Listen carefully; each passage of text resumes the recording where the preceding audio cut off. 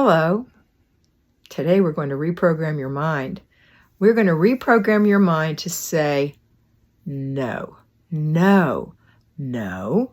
If you say yes to everything that comes down the pike, then you're never going to have time to do the things you need to do in your home or for your family or for yourself for that matter. So train yourself to say no. Program yourself to say no. Be reflective before you say it, but really think about the time you're giving away that belongs to your family or belongs to you before you give it away.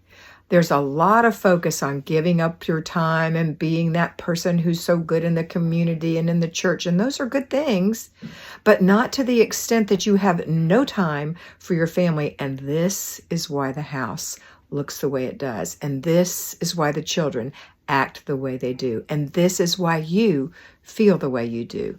Program yourself to say N-O, no.